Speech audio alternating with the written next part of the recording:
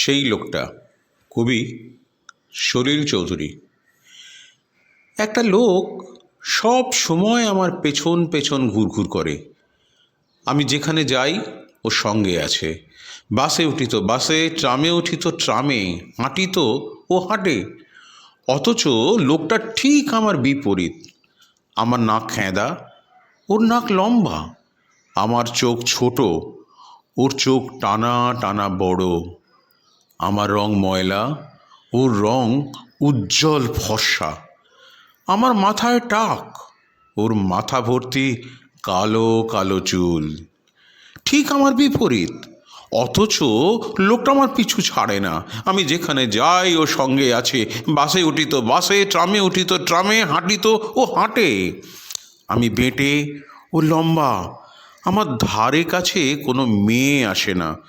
ওকে দেখলে মেয়েরা 180 ডিগ্রি ঘাড় ফিরিয়ে তাকায়। আমার পকেট ঢুঁঠু, ও দু হাতে পয়সা ওড়ায়। আমার কান্না পেলে ও হাসে, আমি হাসলে ওর চোখ ছলছল করে। আমার গলায় সুর নেই, ও দারুণ গান গায়। ঠিক আমার বিপরীত, অথচ লোকটা আমার পিছু ছাড়ে না। আমি যেখানে যাই ও সঙ্গে আছে। বাসে উঠি তো বাসে, ট্রামে উঠি তো ট্রামে, হাঁটি তো ও হাঁটে। লোকটার ওপর ভীষণ রাগ, দেখলে গা জ্বলে হিংসায়। কেন আমার যা কিছু নেই সব ওর আছে, দূর দূর করে তাড়িয়ে দিতে চাই। কিন্তু লোকটা শুধু তাকিয়ে থাকে আর হাসে।